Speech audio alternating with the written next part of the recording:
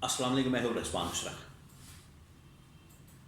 इमरान खान के एहतजाज की कॉल के मुताबिक पीटीआई ने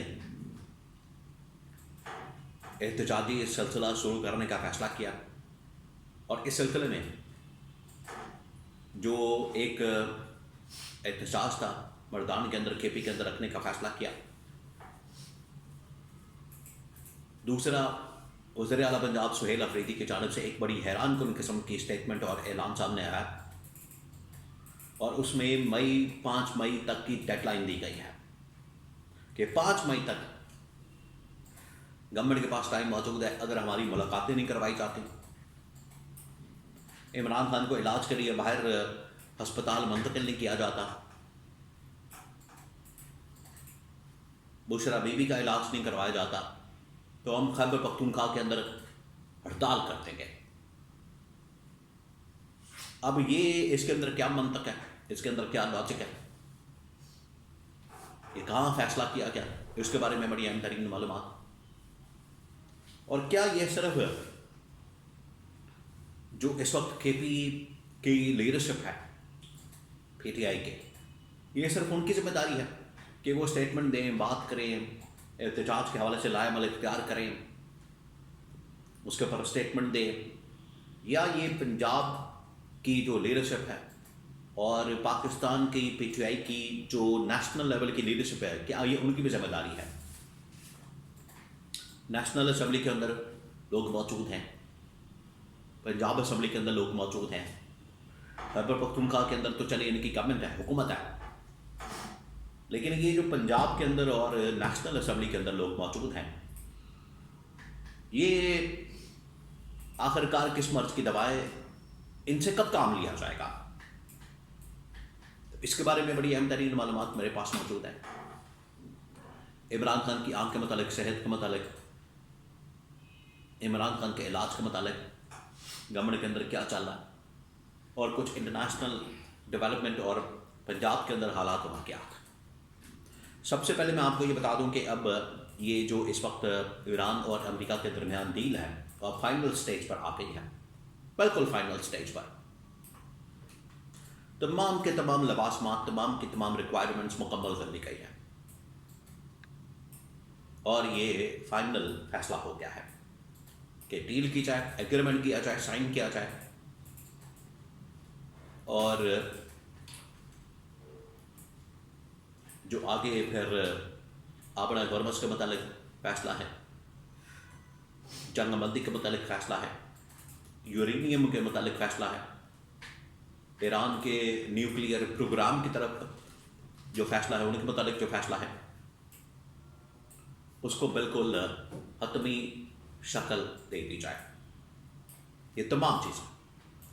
और इसके लिए ड्राफ्ट हो चुका है, ड्राफ्टिंग हो चुकी है,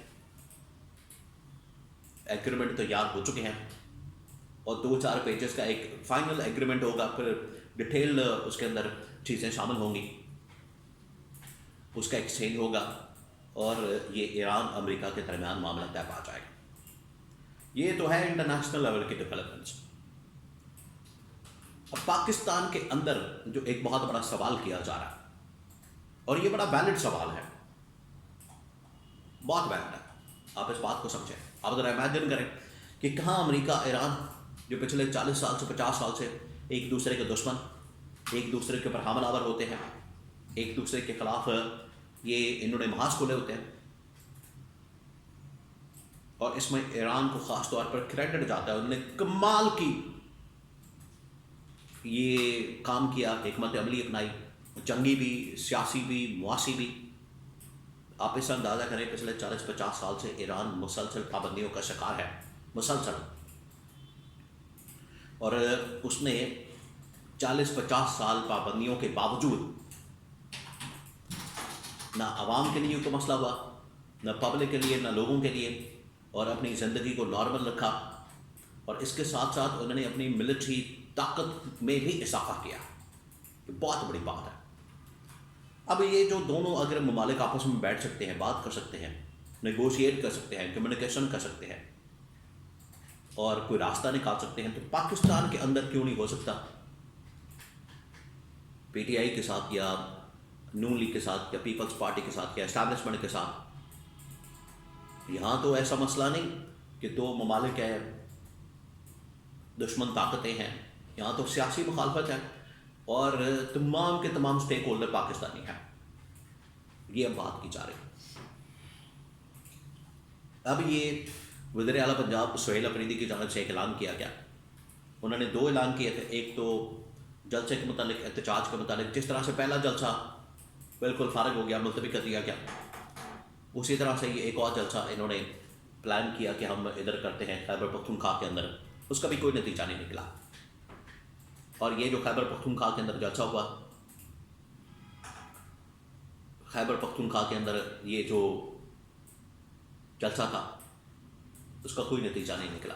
अब सुहेल अफरीदी ने कहा कि हम एहतजाज करेंगे, हड़ताल करेंगे। अब हड़ताल की समझ नहीं आती। सुहेल अफरीदी एक खैबर पख्तूनख्वा के वज़ीर आला है, वो वैसे कह दें कि आप काम ना करें तो पूरा सूबा काम छोड़ देगा। ये समझ नहीं आई कि उन्होंने हड़ताल की ये कॉल क्यों दी है। या तो आप सड़कों पर निकलें, बाहर आके एहतजाज करें, इस्लामाबाद की तरफ आएँ। अब तो गवर्नमेंट के पास ये अगले 2-4 दिन में बहाना ख़त्म हो जाएगा कि आप बाहर निकले, एहतजाज करें। ये आपने एहतजाज नहीं करना, मुज़ाकरात हो रहे हैं, डायलॉग हो रहे हैं, सेटिंग हो रही है, बातचीत हो रही है, तो बहाना ख़त्म हो गया। तो इनके पास बेतहाशा इशूज़ हैं। पंजाब से लेकर वफाक तक, इस्लामाबाद तक जो मसाइल मौजूद हैं वो आपके सामने हैं कि मुसलसल गवर्नमेंट, आप देखें इन्होंने क्या किया। महंगाई, बेरोज़गारी,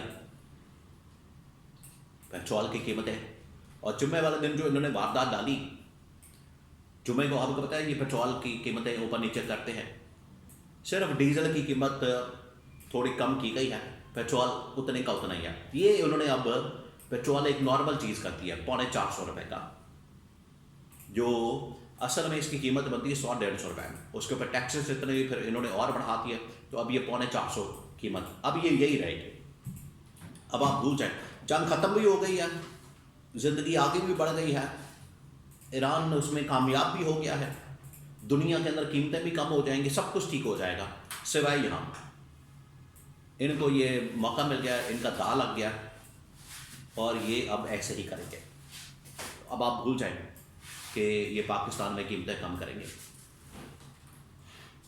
तो ये पीटीआई के पास बड़ा ज़बरदस्त मौका है कि वफाक की सतह के ऊपर भी, पंजाब के अंदर भी भरपूर एक प्रोटेस्ट करें, एहतजाज करें, वरना बहुत देर हो जाएगी। इलाज के लिए भी बाहर नहीं निकले और अपोजिशन ने इन मामलात के ऊपर भी कोई एहतजाज नहीं किया, तो फिर पीछे कुछ नहीं बचेगा इनके पास। आखिरी मौका।